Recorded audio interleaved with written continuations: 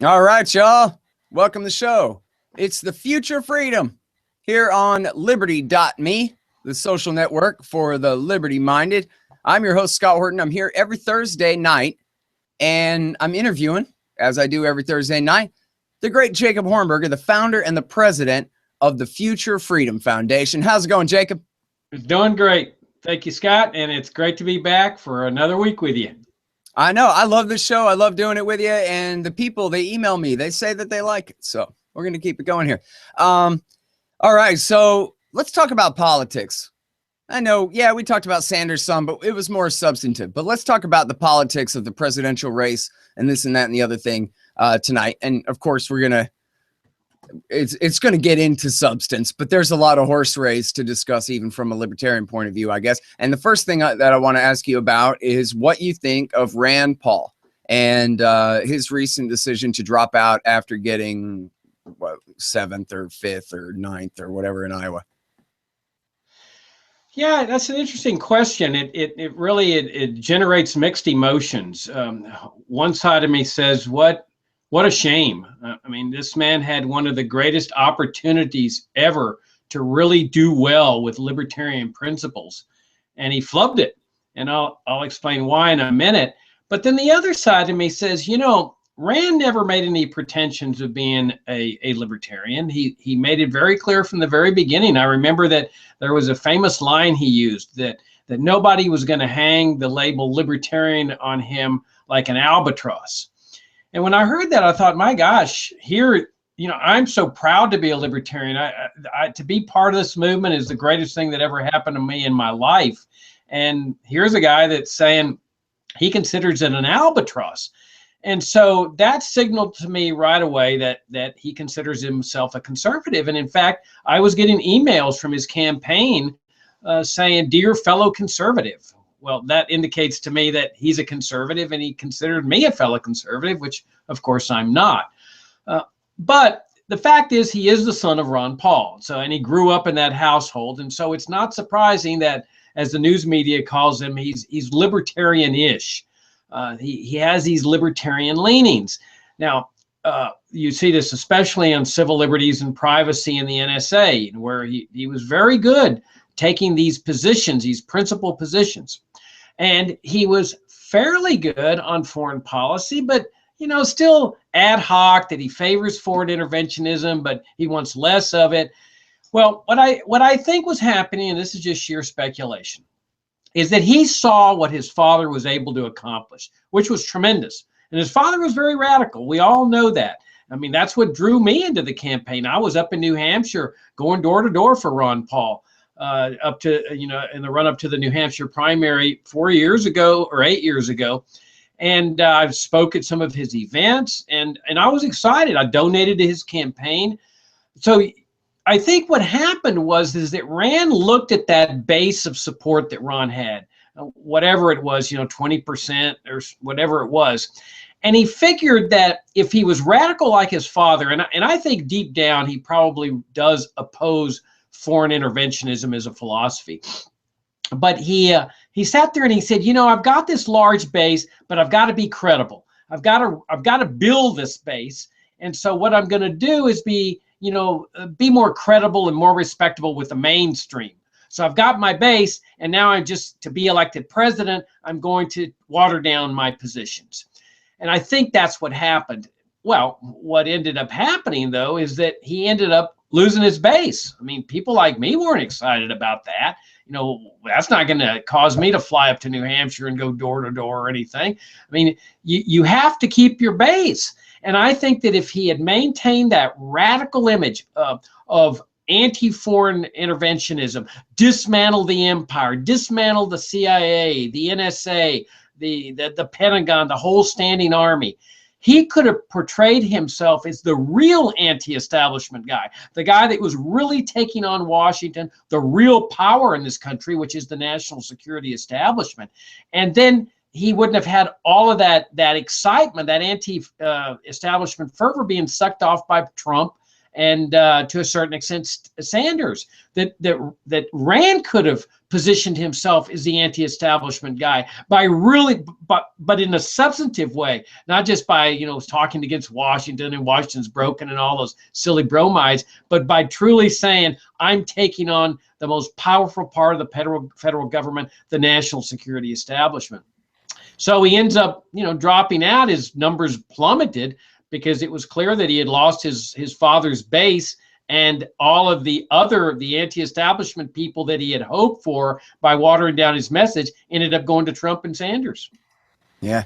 Well, it's really amazing too. I think the best example of what you're saying, where it was just outright I'm pretty sure it was the second debate where they said, raise your hand, everyone, if you promise that no matter what, you will never run as a third-party candidate.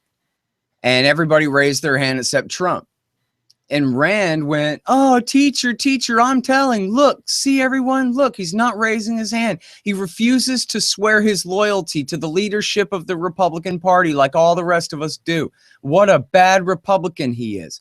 And I saw on the nightly show on the Comedy Channel, and the reason I picked this is because the lady who was talking, she was very unfamiliar with him, right? She didn't have a grudge against him in any way or anything like that. This was her very first impression of Rand Paul. She even called him Ron Paul at first. She's like, that Ron Paul up there? She didn't know anything about him, right? So she had nothing against him. She said, boy, he looked just like a little tattletale up there, saying, teacher, Donald Trump, he won't, he's breaking the rules. He's talking at quiet time or whatever. And I just thought, man, that's exactly what I thought. And that was exactly the impression that, every woman USA got of Rand Paul, when, of course, that was the perfect time to do literally what you said, in form. He could have said exactly that, like, ladies and gentlemen, let me explain something to you. A billionaire from New York is not an outsider. Now, I may be a senator, but my name is Paul. You know me. I just somehow was able to get in there and be able to teach this awesome message from the inside. But you want outsider. I want to abolish the empire. I want to repeal the Federal Reserve Act. I want to end all bailouts, and I want to let all the blacks out of prison, and I want to turn DC upside down. And how do you like that? And now that is an outsider position. And compared to Trump, in that sense, he would make Trump look like the establishment guy. Trump is Mr. Police State. Trump is Mr. Militarism. Trump is all the things that we anti-establishment types are against. So not only could he have outflanked Trump on being an outsider, he could have turned the script entirely upside down on Trump and just accused Trump of being the candidate of Wall Street. Because even if he's not, he sure looks like it. He is a billionaire from New York, right? And he obviously knows the guy from Citigroup better than you and I do. Somebody finances all those giant skyscrapers he's building, right? I think your analysis is absolutely on. I think it's brilliant. I totally agree. I can't argue with what you're saying, that if he had come out for drug legalization, which is tackling the DEA and the whole drug war establishment, all the cops and the judges that are making money off this thing and the court clerks, and tackled the foreign interventionism with the whole national security establishment, including what Eisenhower called the military-industrial complex, attack this whole empire of military bases in some 1,000 countries, and all of the thousands of military bases here in this country that we really don't need at all, and attacked them all across the board, abolishing the Department of Education, which even Reagan called for, the Department of Commerce. I mean, yes, I agree with you. I think Rand could have taken this energy, this anti-establishment energy that's going into the Sanders campaign and into the Trump campaign. I think he could have sucked all that energy into his campaign by just maintaining exactly what you said, this anti-establishment message, but in a substantive way, not just, with pablum, but making policy prescriptions saying legalize drugs, get out of the Middle East, bring the troops home, dismantle the national security state. I think it would have been, I would have been so excited about a campaign like that. I would have donated, as much as I could. I would have gone to New Hampshire to campaign for him. I'd have been there like I was for his father. But as it was, I wasn't excited about what he was talking about. Well, you know, that's the thing too, is if you take it back to Ron's campaigns of 2007 and 8 and 11 and 12, those campaigns actually had their own severe problems, and the split was pretty clear, right? The split was between Ron, who would get up there on TV or at the podium and say whatever he wanted, which is always hardcore plumb-line radicalism, you know, plumb-line libertarian abolitionism, basically. But then the campaign was doing the traditional thing, running him to the right, running him as the true conservative, running him as he hates Mexicans more than the next guy, running him as he's the Air Force vet and the other guys are not, and running him because that, and you have to admit, that is the conventional wisdom. That's how you run a Republican candidate in the primaries. You run him to the right in the primary, and then if he wins the primary, you run him to the center in the general for the swing vote against the Democrat. That makes sense, but it doesn't make sense if you're Ron Paul. And if only, you know, someone could have gotten through to the campaign people during Ron's campaign that instead of running him to the right, you need to run him to the up. We're libertarians. We're not left or right. We're way the hell up here. And Ron is changing the whole game and making those categories obsolete in a way so that he's outflanking the left on the left. He doesn't just want to pardon some convicted of drug possession. He wants to completely legalize all drugs tomorrow and let everybody convicted on drug charges out tomorrow. And that is far to the left of any Democratic candidate on the drug war, and makes him a hero for people on the left who put the drug war as a top priority, you know, at least on that issue. And then the same thing is he's way better than any conservative you've ever met on the IRS and any form of taxes, on sound money, on free market economics. Any conservative you got is a communist compared to Ron Paul's free market economics. So he is better than them on the things that they could be, should be good on. So this is the perfect, with that level of exposure and in a presidential campaign, that the opportunity there to flip the script on everyone, right? Like Trump, accused Trump of being a moderate. Trump is a moderate. He's a centrist. He's for the welfare state. He's for the regulatory state. He's for the warfare state. He's for everything that the rest of these guys are for. And then, you know, and then the same thing with out cruising Cruz on the economy and out Sandering Sanders on civil rights and civil liberty stuff, you know? Yeah, I agree with you, and I agree with you that Trump is no different from the rest of them. I mean, I think the reason that he's doing so well is that people are so disgusted with what's going on in the federal government and what's going on overseas and so forth. He doesn't know how to capitalize on that. That's what Rand could have done. He could have capitalized on the anger, at least the anger that's disgusted with how the welfare warfare state is functioning. And so I find it interesting, though, that so many people are gravitating to him instead of the mainstream candidates, the establishment candidates, and that many are gravitating towards Sanders, who is, I think, brilliantly positioned himself as anti-establishment. Mm-hmm. And so you have all these people that are, you know, they're just upset. And unfortunately, they don't know the reason they're upset. I think they're just upset that the whole welfare warfare state paradigm is not working, that it's really leading us into bankruptcy, into perpetual war, into perpetual conflict, national debt, out of control spending, drug war fiasco. I mean, all across the board. But I do believe there's some credibility there that the voters are right, that if you compare Trump to the other Republican candidates, I think the Republican establishment is truly scared of him because they haven't bought him. He's not owned him. He may share their philosophy, but he's not part of the machine. He's not controlled by them like some of these other candidates. As far as I'm concerned, they're owned by the Washington establishment. And I find this a fascinating phenomenon. I think it's a very positive thing for us libertarians, because when people are questioning and they're challenging, that means they're thinking.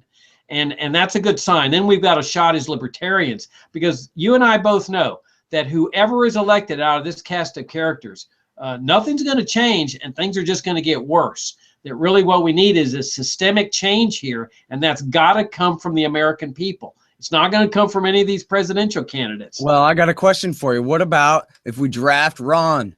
There's conscription that I'm in favor of, Hornberger. We just tell Ron, we don't care if you're 80. We want you to run for president again, damn it, and starting right now.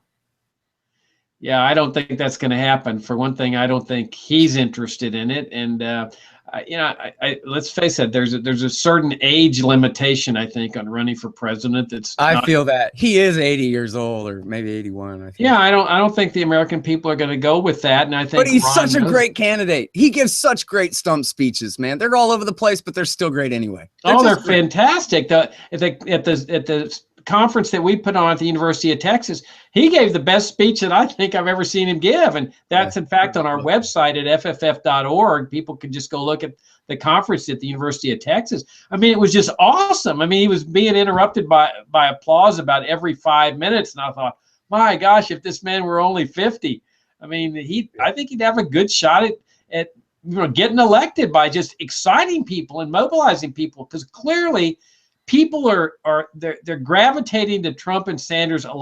There's a lot of emotion here. Yeah. And part of it's anger, part of it's excitement, but they're looking at all the other candidates like, Hillary and George. I think Trump hit it right. I mean, Jeb Bush, that these are kind of like low energy people it's just the same old crud. Let's face it, Trump and Sanders have livened up the campaign. They've made it fun. They've made it entertaining.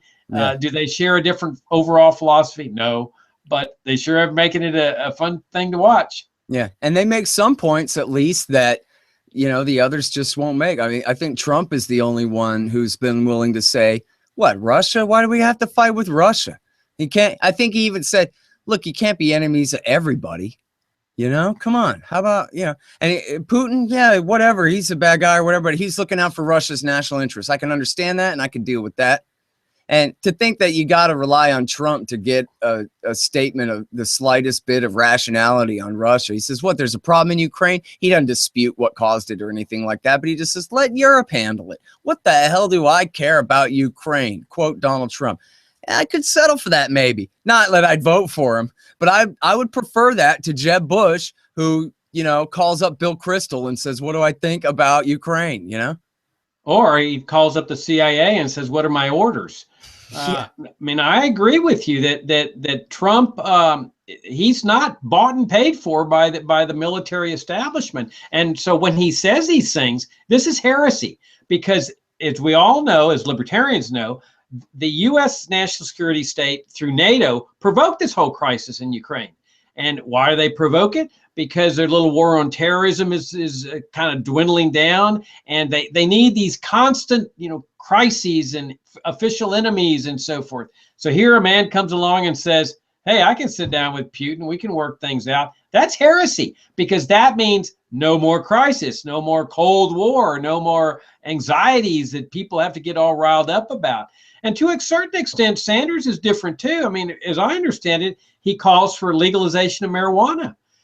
Well, Hillary's not going to do that. She wants to continue putting people in jail, which raises an interesting question about the South Carolina primary, Scott, as far as the Democrats are concerned, because in Iowa and New Hampshire, the percentage of blacks that live there is like 1 or 2%. But in South Carolina, it's about 27%. And the African Americans have traditionally been very loyal to the Clintons. They've always voted for them. They could always count on them. Well, except when Obama ran. But she's been counting on that.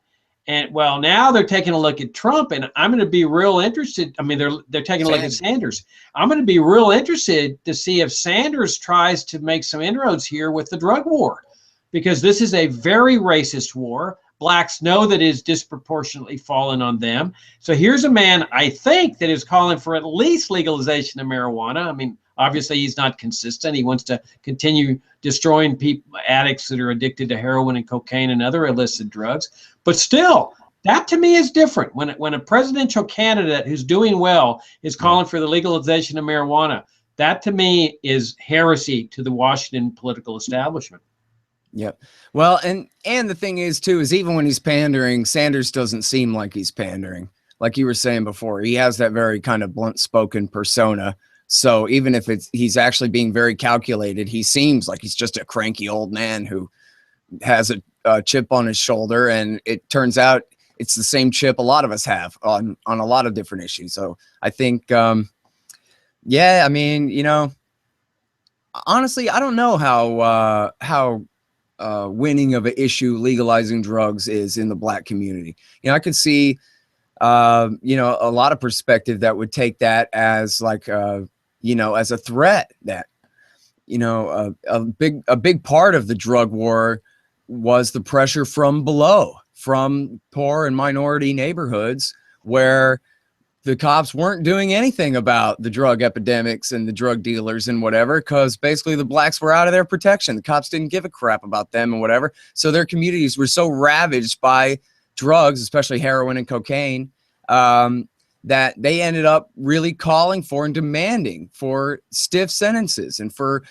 heavier police presences. Because it's the same mistake that everybody makes. I'm not picking on poor Black people. It's the same mistake everybody makes. If there's a problem, we need more cops to solve it, whatever it is. And so what's the opposite of that? Legalize heroin. I mean, or even weed, legalize weed in any community. I would be willing to bet that most parents hear you saying, tell the children it's okay to do drugs now. And they will freak out about that and knee jerk against that, you know. I'm not sure I agree with you. I mean, I think that was the case many decades ago when the drug war was getting ramped up and people saw the what was going on with crack cocaine, which, by the way, as Milton Friedman pointed out, was a direct consequence of the drug war, the development of cocaine.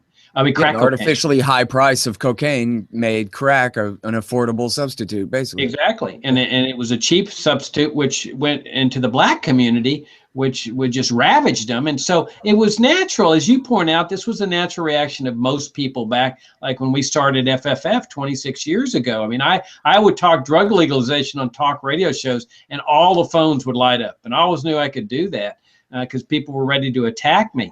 But you've got Michelle Alexander, who is an African-American academician, and she's written this fantastic book called The New Jim Crow. And it is widely known in the Black community. I mean, as you may know, we put on a conference, The Drug War Against Black America, at Morgan State University in Baltimore, which is a historically Black university. And there's no doubt in my mind that everybody there knows about Michelle's book. And I just saw an article by Michelle on, I think it was Counterpunch Today or Alternate, one of the leftist websites, attacking Hillary Clinton for all the Blacks that she and her husband have put into jail. Oh, right. On the nation. Yeah, I read that. Mm-hmm. I mean, that to me is okay. I agree with you, but to a certain extent, but I think there's a lot of Blacks that have been touched by this war on drugs, that you could drive a wedge in there and start causing them to wonder and question whether this war is a good thing. And and Sanders would be dumb if he's going to already come out for marijuana legalization. He would be dumb not to drive that wedge in South Carolina, in my opinion. Yeah. Well, I keep trying to be dumb in the sense, like, I learned from, and I already knew this, but I reject it because I hate it. But there's a lot of truth in it and a lot of power in the idea of the way Scott Adams explains, when you want to persuade people, identity counts far more than analogy. And analogy counts far more than reason. And reason doesn't count for anything.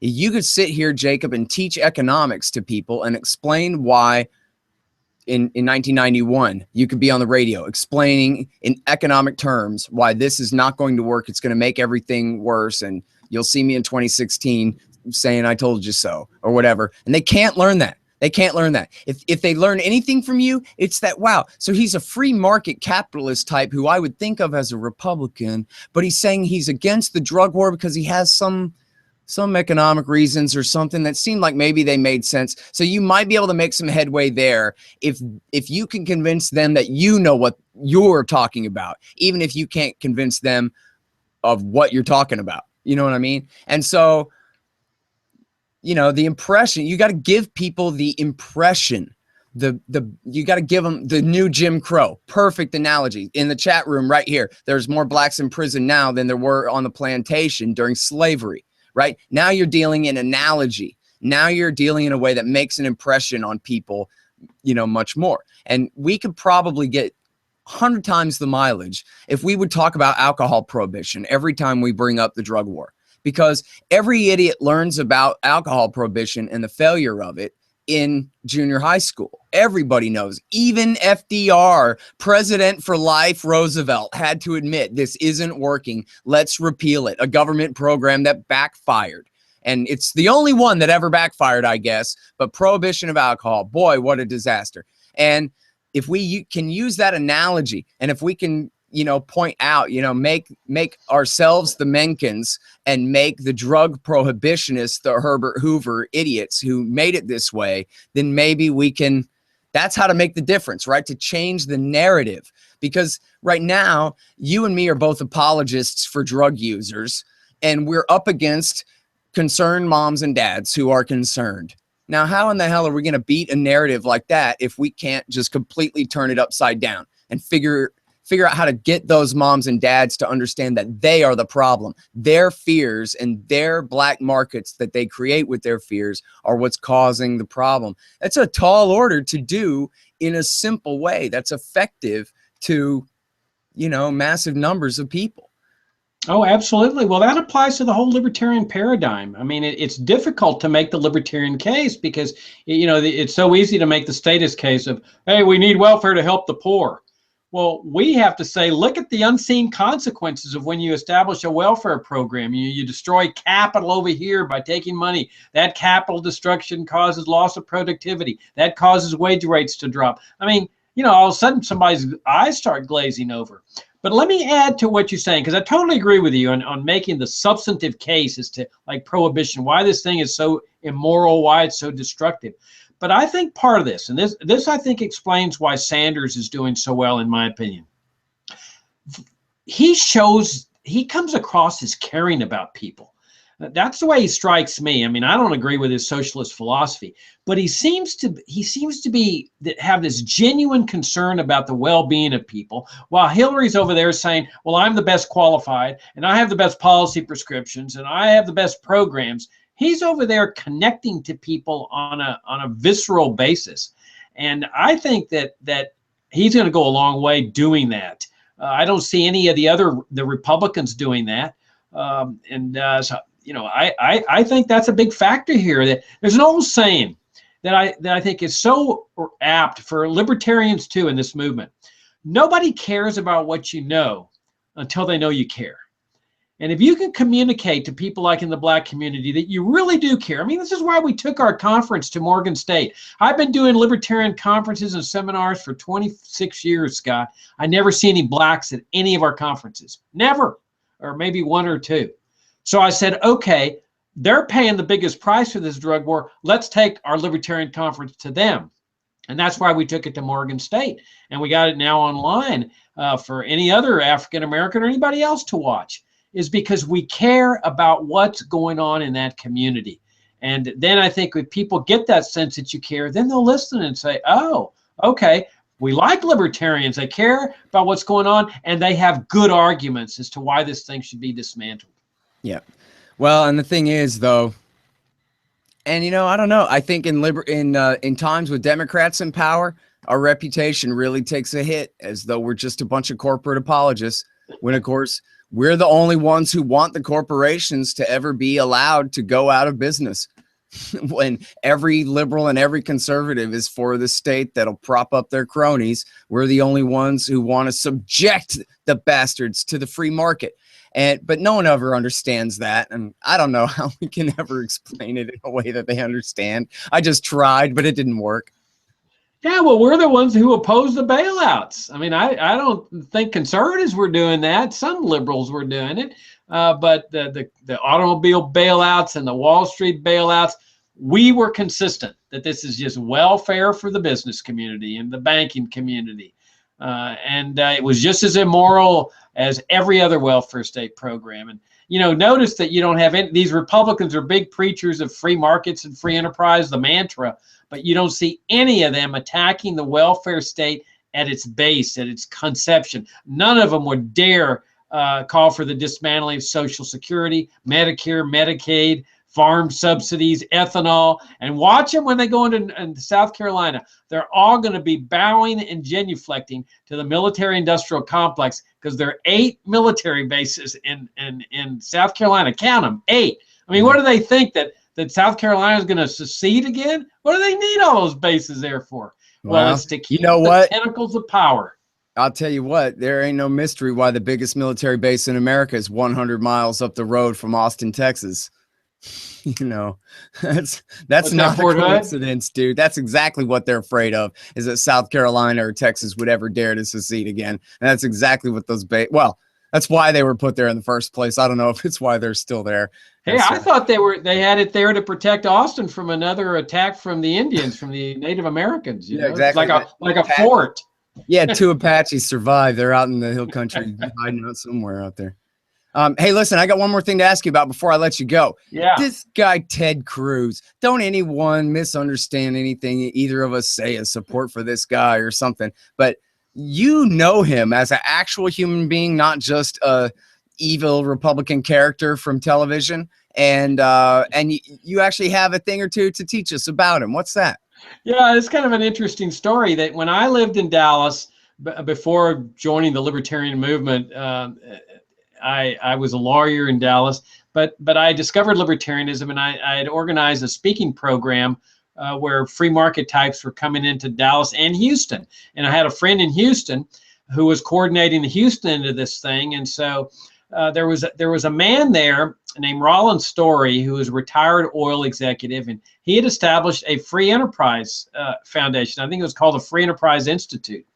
And so Rollin would have me down to speak. He had big teachers conferences, and he drew a lot of teachers, public school teachers, like summer conferences.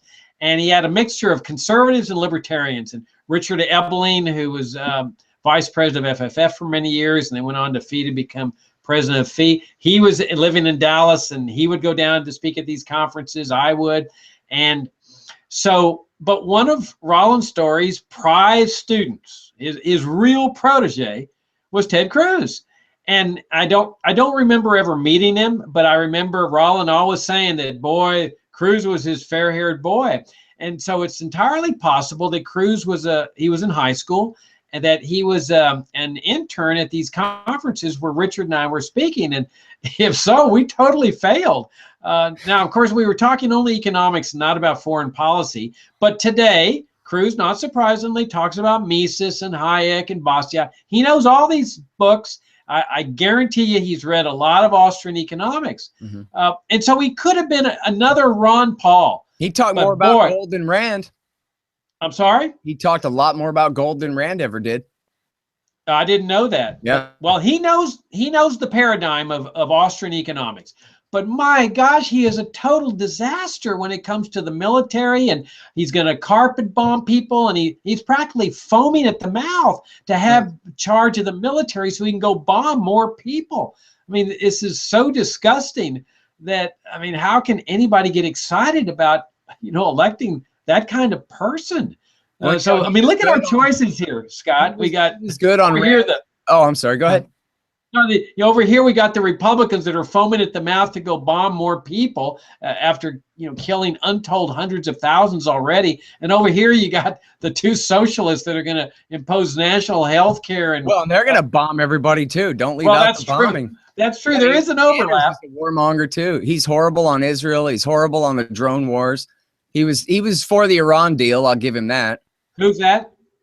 Sanders. I mean, never mind Hillary. Hillary's Dick Cheney. Never even mind her. But even Sanders is bad on Afghanistan, bad on the drone war in Yemen and Somalia and Pakistan, bad on war with the Islamic State, good on Libya, and good on regime change in Damascus, but not Raqqa. So he's basically as bad as Rand, which is pretty bad.